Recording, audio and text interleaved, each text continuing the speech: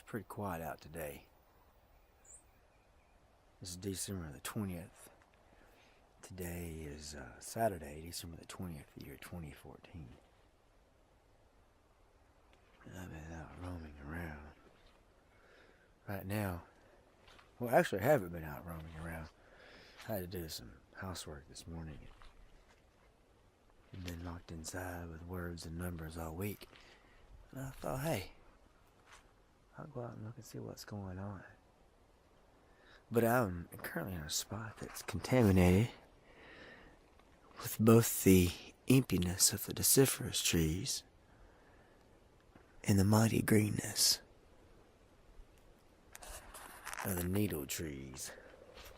Ooh, there's a woodpecker out there somewhere, as you can hear. Right, at any rate, I have to get out to the wilderness every once in a while myself. I get so involved in words and symbols and these abstract ideas and get locked there. You know, and everything has meaning. Every word has a meaning because it points back to something else. When you say the word tree means this type thing. But that type thing is, it's just that type thing. It has no meaning. And that's where I come to sometimes. That's why I get out here. I have to get out here and see trees that have fallen across paths. And I have to see trails that are animal cut. Deer and dogs and humans and possums. Let's tell them what all has walked down this little trail through here. Most certainly deer and humans and dogs. Or what we call those things. But us. It also occurs to me whenever I'm out doing these type things that, you know, whenever I'm out here and I'm out here with a dog, it sounds so weird to talk about. But to me, it just seems like it needs to be talked about. And it's like, you know, when I hear people make differentiations between their dog and themselves, but yet people carry around their dogs like they're part of their family. Well, they are. When I look at animals, what we call animals, our housemates, our non-human friends, as some politically correct say, but when I look into that dog's eyes, our dog's eyes, just look, I go, oh my God, it looks back at you and it goes, okay, you're there, I'm here, and I'm be fed, you know, thank you, pet me, you know, let me out, let me, you know, whatever it is. They're communicating. I mean, these things speak human with us. It's just, you know, and then we discount animals. I say, oh, well, they're just, you know, they're animals and we're humans. Man, I tell you, when you get out here, it's like nothing. Look at this dude here. There. It's a substantial being. I don't know that it speaks English, but I'm sure that it has some kind of consciousness in its own way. Everything does out here. It'll look at you. If you cut it, it'll scar up and grow sap on it. I mean, it's going to acknowledge. It has some kind of a consciousness. And it may not be exactly what we call consciousness, but it's a consciousness. When you're feeling out here, you know, it's like if you're a real human in touch with reality, you should know that things are there with you. They're you. You know, I hate to go off into those type of thoughts, but it just occurs to me sometimes, you know, after studying the philosophy associated with it, you know, you take away all the words that's passed down and you look at things for what they are. We're this creature that came out of this earth, just like every other creature that are around us. And we're a part of it. We're a part of a system, just like all the various parts inside of me. Or me. Millions and millions and billions and trillions of cells, and even those to compose larger parts, and those compose larger parts that compose me. Just like this whole universe. It's really weird. I don't know how you define it. If it's a connection with everything. If it's, oh, that's pantheistic. You can't do that. We're all... But man, you look at everything. You look at a deer. A deer, you know, hunt. You know, I'm not some kind of a whatever. I've hunted before. I've killed things. When I walk out in the woods, I carry a gun with me. It's the very same thing to do because there's things that could hurt you. The other day I ran across hogs. Huge hogs out here in the wood. And you want to be able to shoot up into the air if you need to and run them off or what have you. You don't have to kill them, massacre. Pow! It usually scares them when they get out of the way. But these are all part of me. We're all a part of the same system.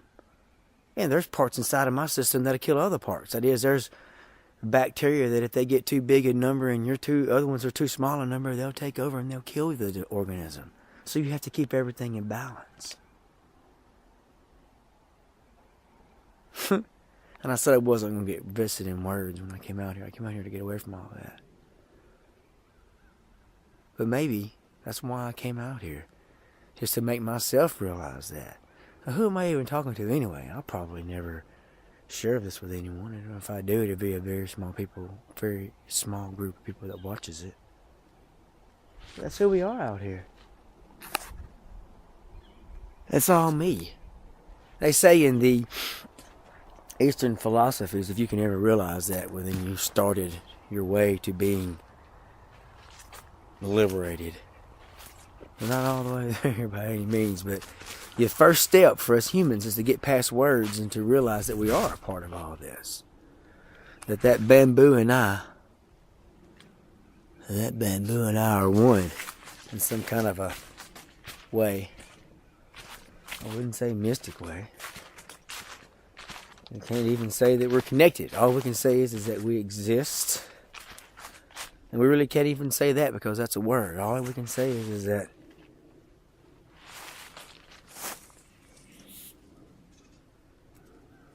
that's all you can say.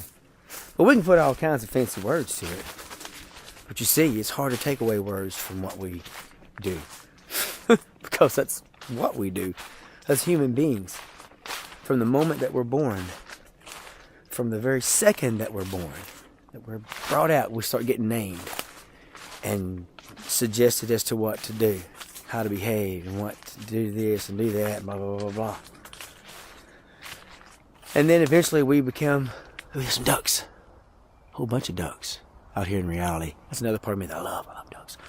Anyway, so as we're brought along and taught, we develop what we call an ego. We develop an I. We develop an us. There's a Brad. It's a definite Brad. It's only one Brad. And that's true. In some ways, I am genetics that only could be produced once, especially in the way that our reproductive systems are created and materialized.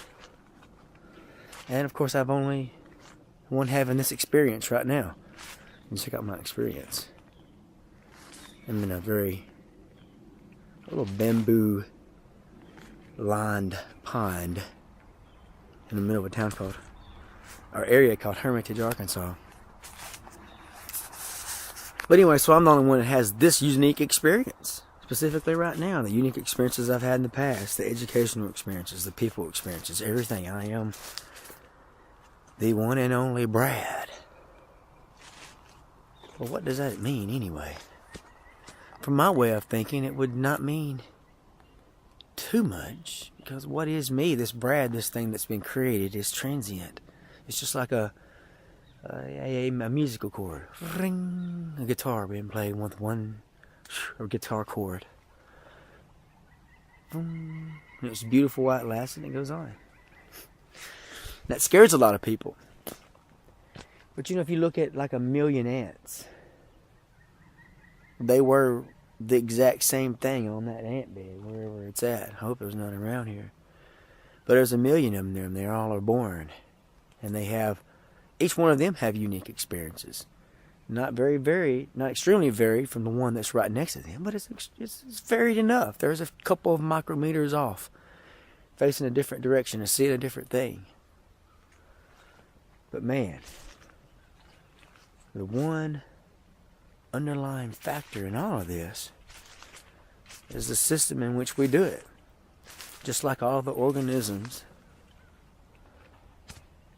of some sort or the other that live inside of our systems. They're all a part of it, just like we're a part of all this.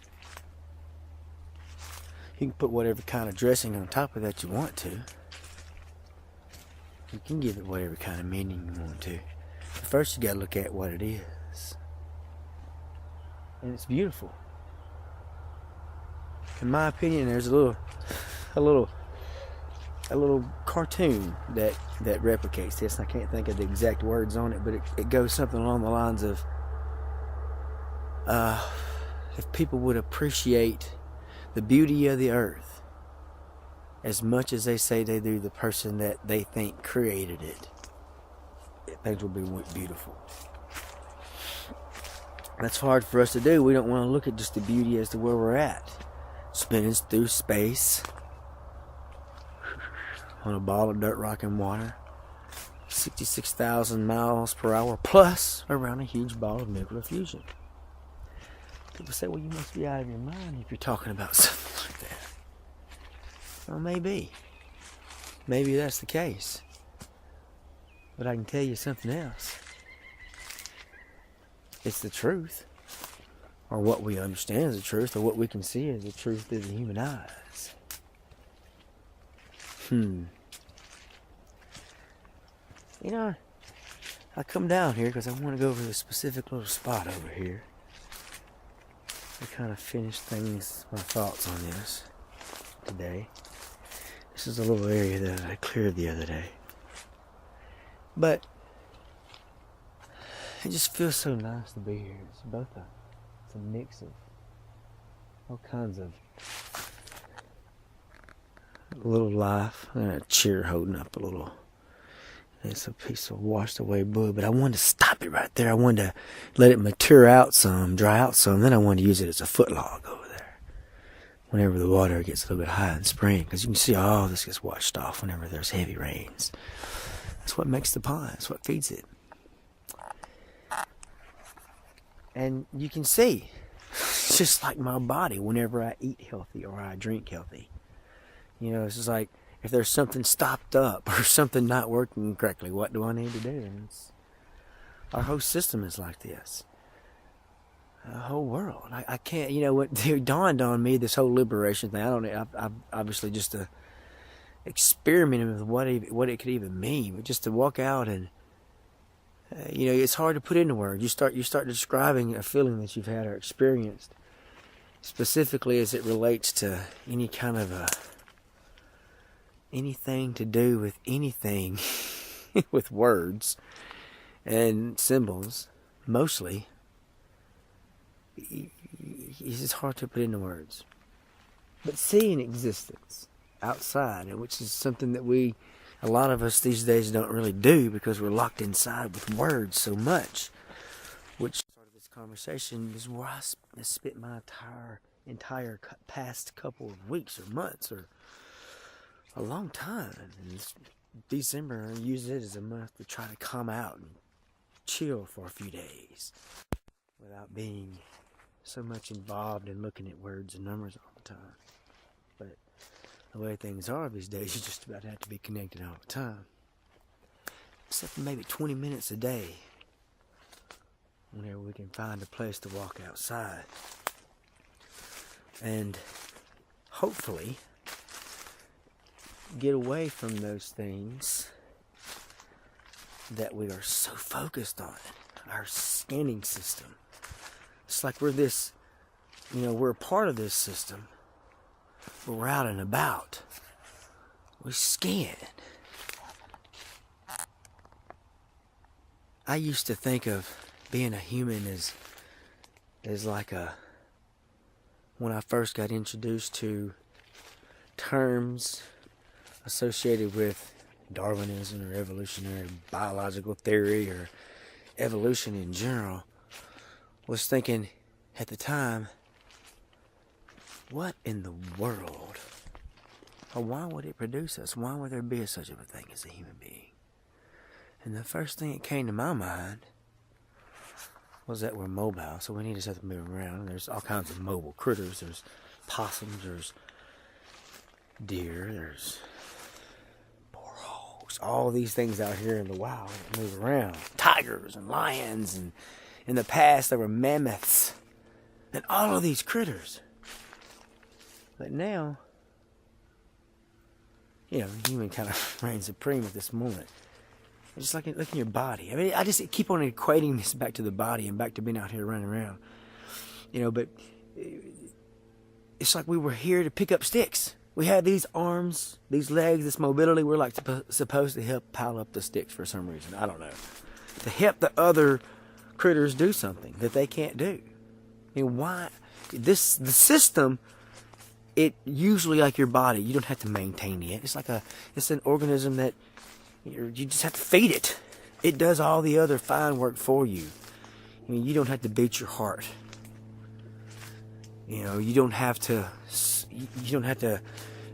digest your food. These things happen.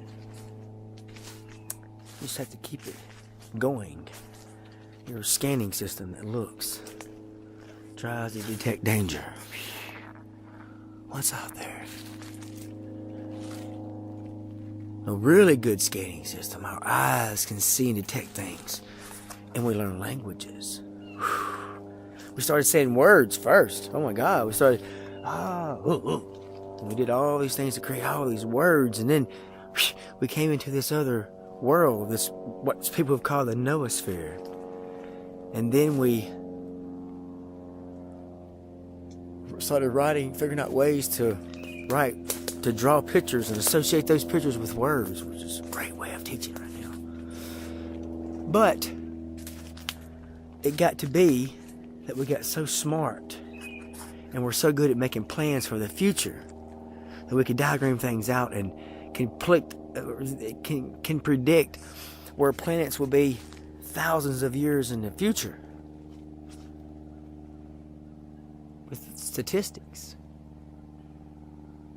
And we get so involved and concentrated in our minds, and life became so easy. We have microwaves that cooks food in 3 minutes. It's crazy. We had to spend hours and hours and hours washing and drying clothes and dishes. Now it's done with a simple click of a button. And it's so great to be a human now. It's crazy. In terms of other species that existed, we're just a very unique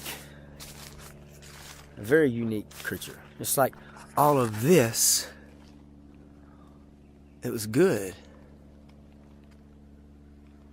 but it wasn't quite good enough. Excuse me. And we look at all this and we think, wow, all of this. There's ones that we don't care for here. There's parts of here that I don't go clean up. I don't really have time. Probably have time, but my God, I want to watch that. I want to watch Ally McBeal or something like that. Look here, this refuge. It should be cleaned up, but it's not. Inside my body, inside society. There's so many of us, though. And this planet is so much us. And we share it with all these other creatures that have eyes and look at us. And maybe we should get out of those words for a while. All those words, all that time that we spend looking at our phones. Of course, that's what I'm doing right now. But I'm questioning it. I remember just back in the 70s, whenever I was a child, of course, there was no such thing as a cell phone, not to where I live in Southeast Arkansas. There was no such thing as a cell phone. And I'm not trying to be Luddite for any reason, but this whole 20 to 40 minutes a day of getting away from things, leaving the cell phones alone and going out and looking at the rest of us, the rest of what we truly are. We're not some robots. We don't eat stuff that comes out of a box. What we eat comes out of out here. We don't see that, though, because it goes in as a cow at one end, as Alan Watts would say, and as canned corned beef out the other. We're not seeing what reality is. We're not seeing life and death as it occurs in reality, what we call reality. There's really not even a name for it. It's just what is, instead of what we create in our minds. All these words, they're created. You don't even know. You get confused But if you can figure out ways, and I don't know how you can do it, I know how I've had to go about doing it, and it's so hard for me.